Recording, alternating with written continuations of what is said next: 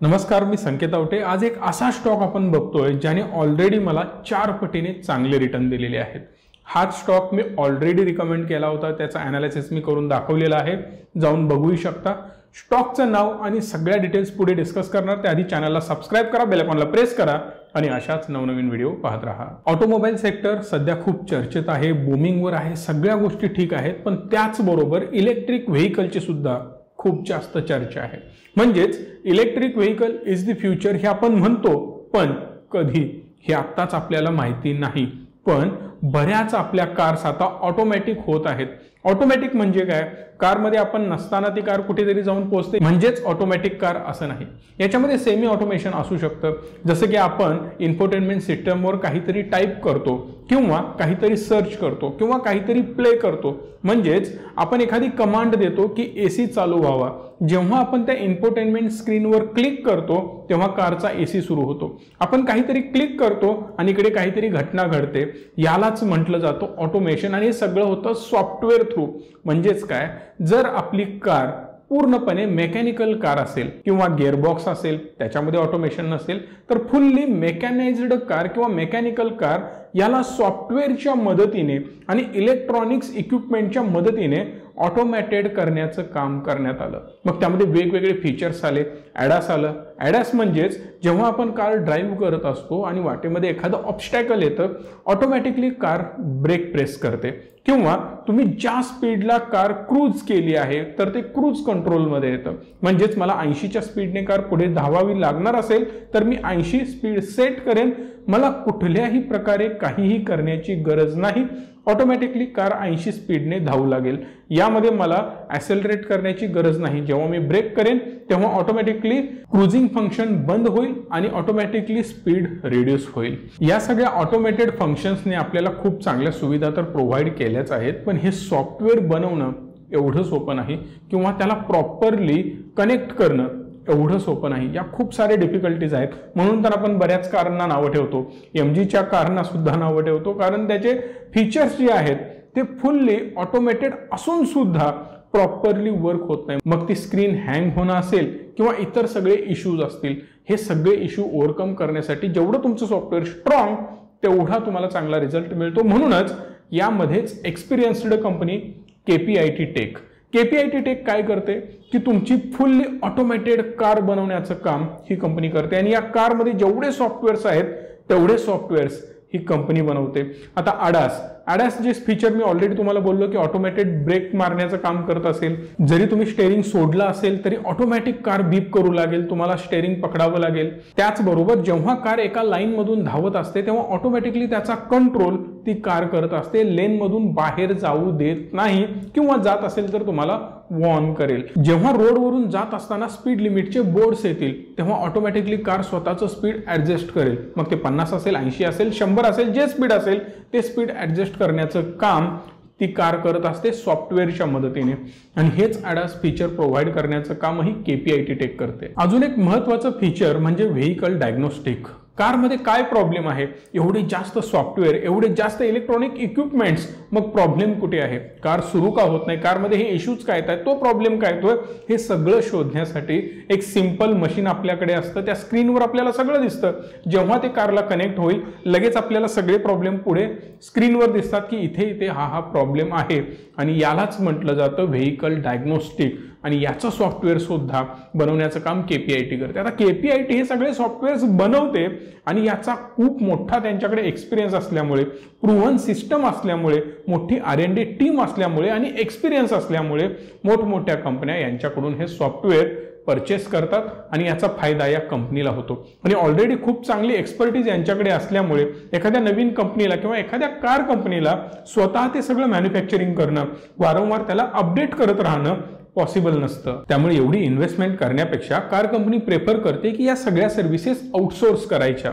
ही company KPIT वेगवेगळ्या कंपन्यांसाठी काम करते, BMW असेल, होंडा असेल, वेगवेगळ्या कंपन्या आहेत।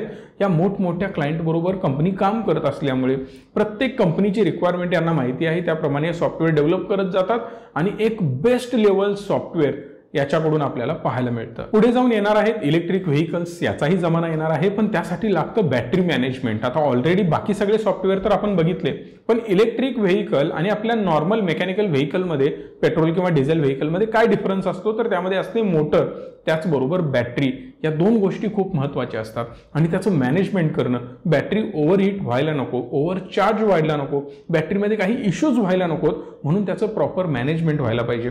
बॅटरीमधील असलेलं लिक्विड किंवा इतर काही इश्यूज प्रॉपरली डायग्नोज होण्यासाठी हे सगळे सॉफ्टवेअर वर्क होत असतात आणि त्यावरच काम करते KPIT टेक. ज्यामुळे अजून पुढे इलेक्ट्रिक व्हेकलची डिमांड जसजशी वाढत जाईल, जेवढं प्रोडक्शन वाढत जाईल तेवढं सॉफ्टवेअर यांच्याकडे अवेलेबल आहे. म्हणूनच इलेक्ट्रिक सेगमेंटमध्ये, इलेक्ट्रिक व्हेकल सेगमेंटमध्ये ही कंपनी खूप चांगलं काम करत आहे. सध्या जर कारमध्ये होणाऱ्या ग्रोथ बघितल्या तर आपल्याला पाहायला मिळेल की कंटिन्युअसली सॉफ्टवेअर डेव्हलप होत आहे. प्रत्येक गोष्ट ऑटोमेटेड करण्याचा प्रयत्न केला जातोय. म्हणजेच पॉवर विंडो असेल, पॉवर स्टेअरिंग असेल किंवा ADAS फीचर असतील, वेगवेगळे फीचर ॲड केले जातात. टायर प्रेशर मॉनिटरिंग असेल किंवा तुमची इन्फोटेनमेंट सिस्टम असेल, एक गोष्टी ॲड होत चाललेत. ज्यामुळे आता सध्या 30 ते 40% कॉस्ट ही इलेक्ट्रॉनिक इक्विपमेंट्स आणि सॉफ्टवेअरची आहे. हीच कॉस्ट भविष्यात 50 to 60% पर्यंत जाणार. म्हणजेच ओव्हरऑल जर तुम्ही 10 लाखाची कार बाय करताय तर त्यामध्ये 5 ते 6 लाख रुपये फक्त सॉफ्टवेअर आणि इलेक्ट्रिकल पार्टवर खर्च होणार आहेत. त्यामुळे या कंपन्यांना खूप जास्त डिमांड येणार. याचं टोटल मार्केट व्हॅल्युएशन होणार आहे 70 बिलियन पर्यंत. सो हे सेक्टर कम्प्लिटली बूमिंग आहे आणि ही कंपनी वेगवेगळ्या देशांमध्येही काम करते. जपान आहे, कोरिया आहे, चायना, US, थायलंड, युरोप, वेगवेगळ्या देशांमध्ये ही कंपनी ऑलरेडी प्रेझेंट आहे. थोडंसं फंडामेंटल अनालिसिस आपण KPIT टेक्नॉलॉजीज लिमिटेडचं बघितलं तर 15,000 कोटीचं मार्केट कॅप आहे. करंट प्राइस आहे 569 कोटी रुपये. हाय बनवला होता 801 रुपयाचा आणि लो होता 145 रुपयाचा. स्टॉक PE जर तुम्ही बघितला तर 63 PE रेशो तुम्हाला पाहायला मिळेल. ROCE 14 आहे, ROE आहे 12.6, डिसेंट आहे, फेस व्हॅल्यू 10.0 आहे आणि डिव्हिडंड यील्ड 0.26 आहे. खूप चांगला डिव्हिडंड ही कंपनी देते, हे सुद्धा लक्षात घ्यावं लागेल. प्रॉफिट अँड लॉस स्टेटमेंट जर आपण बघितलं तर 2019 पासून आपण बघणार आहोत. 2018 मध्ये काही खास डिटेल्स आपल्याला इकडे अवेलेबल नाही आहेत.